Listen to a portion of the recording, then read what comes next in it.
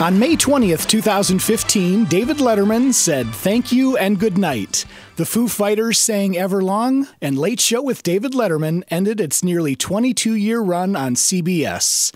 The final 6 weeks of the series had guests like Julia Roberts, George Clooney, Oprah Winfrey, and the Obamas. All names you have heard many times, but it was the people behind the scenes who pulled off these 28 unforgettable episodes of late-night television. Author Scott Ryan has written a new book, The Last Days of Letterman, The Final 6 Weeks, where he conducted interviews with over 20 longtime staffers of David Letterman. Scott, welcome to CADLcast. Thanks for having me. So I have to say that hearing it again, that it ended after 22 years broke my heart all over again. Right. Well, let's talk about what are your favorite memories of watching David Letterman? Well, the first memory that comes to mind is just the routine of it. I think that's what I miss the most because I watched Dave every day since at least the early 90s. And it was my relaxation for the day. It was my time.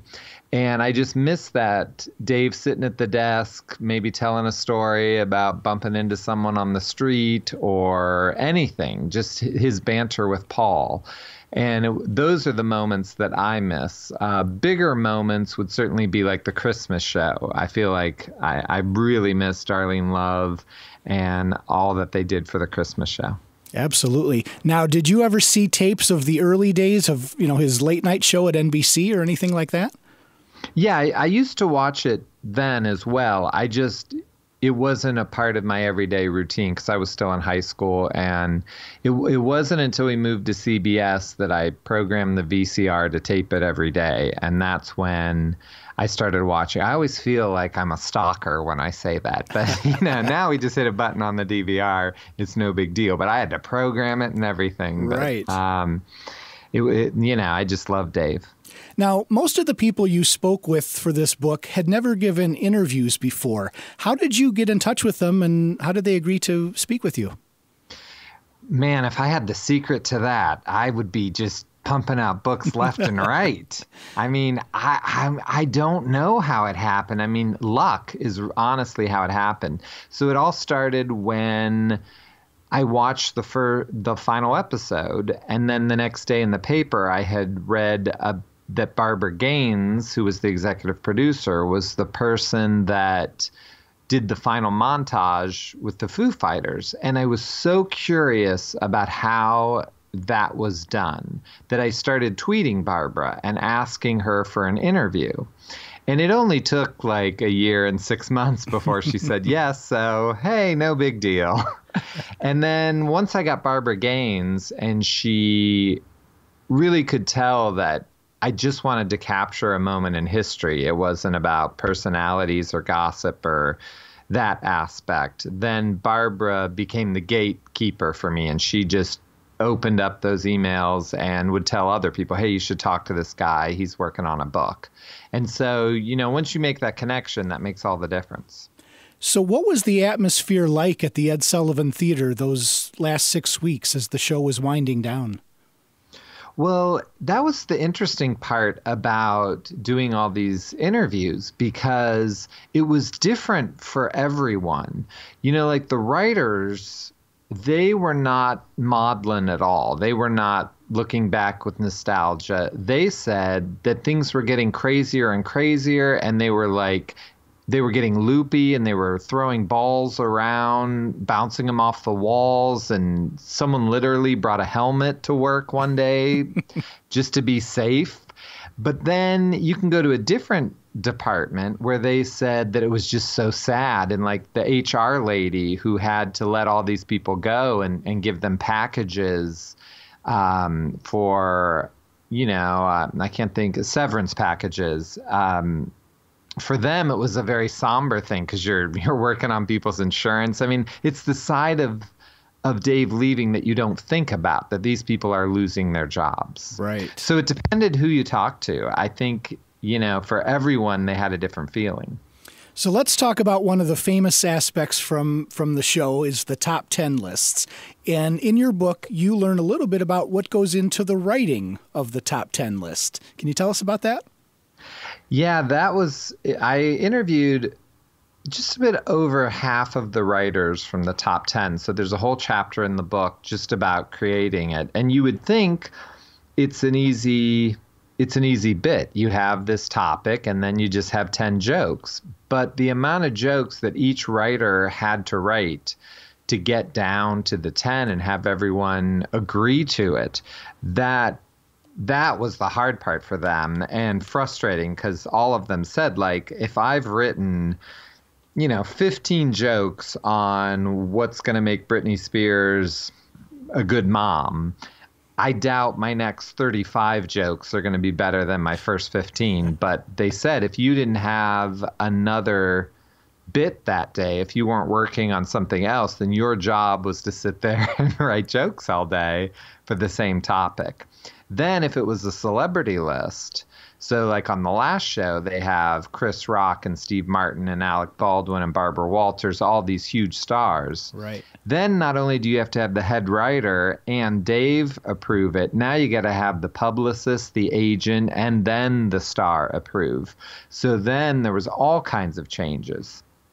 Wow. So it really took up a huge amount of these writers' day just coming up with this top 10 list. Absolutely. And let's talk about the challenges of booking a president of the United States on the show. What has to go into that kind of an appearance, and does that start, weeks out or months out, and that whole process? It honestly started a year out, if you can imagine. So as soon as Dave announced his retirement, Mike Baczynski, he was the booker for all the political guests. He actually started with the White House then, working on getting President Obama and the First Lady to be guests. And then as soon as CBS announced that May would be the last date, they went to the White House first and said, when can President Obama do this? Then when they do it, they have to bring the Secret Service in, and they block off an entrance and none of the workers can go through there. And it was very interesting to, because I would think if the president's in the building, I'm going to be really excited about it. But they were like, oh, it makes the day horrible. It's hard to go out for lunch. You might as well pack your lunch and stay up in the office. And those are the things you find out that for these people, it was like going to an office anywhere else. Right. So there's a lot of interesting stories like that in the book. What are some of the most surprising things that you learned from writing this book? Well, I think what really surprised me the most was how much these people were loyal and protective of Dave. When Dave gave the announcement that he was going to retire, and then they had a year. So these people knew that in a year they were out of a job, and they didn't jump ship. I mean, a few people did, but most people stayed there. And if you think about, I don't know, if you worked at some factory, some widget factory, and you knew that you had 9 months left to pay, you're probably going to be putting your resume and out everywhere to make sure that you can support your family. And one of the producers I talked to, he talked to all these interns, and he was like, guys, you got to get a job. Like, look around, and they didn't want to. They wanted to be there for the end. And that made me feel good because that's how I felt about Letterman, but it was interesting that these people that worked for him also felt that way about him as well. And I know a number of the staff have been with him for several decades, even many of them coming over from the NBC days too, right? Correct. I mean, Barbara Gaines and Jude Brennan had been there since Dave was on the morning show, which was even before that. So since 1980. So some of them for 35 years, they had worked with him. One of the guys, Bill Sheff, who wrote the foreword for the book, he worked on the monologue, and he said when they did a top 10 list of long-running staffs, he had been with Dave for 22 years, and he wasn't even close to being able to be on the top 10, because that was a drop in the bucket for the people who had worked for him. Do the staff and crew still stay in touch with Mr. Letterman? Yes, they do. They meet up. I see pictures on social media, and the one time I had just interviewed someone, and then the next day they posted a picture of them having lunch with Dave, and I thought, did they mention the book? Are they talking about, did he say what he did the day before that he had talked to me? So that was kind of crazy, I feel like, just because I didn't ask for Dave to be in the book. I was talking to these people, and I figured if they mention it to Dave, it's a lot easier for Dave to get to me than it is for me to get to Dave. Right. Well, so that was my next question has David Letterman read your book? Well, I hope everyone in America has. I mean, haven't they? I don't know if Dave has read the book or not. I have not asked anyone. I'm planning, we're going to do this thing in March at the 92nd Y, which is this event place in New York City about the Last Days of Letterman. And we're going to have some writers, the producer, the director of the show, and Barbara Gaines. And tickets are on sale now at the 92nd Y for an evening about Letterman. And so I am kind of in contact with them, but I don't have the nerve to ask them if Dave knows about the book. Just because, I mean, I know he knows about it, but if he's read it, and I don't know. I haven't even asked them what they think about it. It's just not in my nature to get that kind of feedback. I don't look at internet comments. I just do my work and I put it out there, and I let it fall where it may. Well, myself, I'm a longtime fan of David Letterman, and I hear that you are too. So I can imagine that just putting this book together and getting to talk with the longtime staffers like you did really was a special moment in time. And it's great that you've collaborated all of this information into one place that people can go and check out now.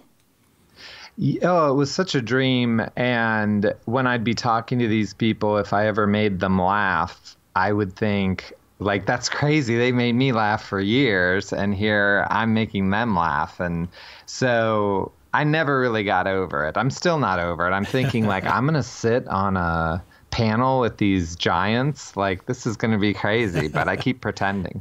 Well, The Last Days of Letterman, the final 6 weeks, is available now for purchase, and it's also available in our catalog at CADL.org.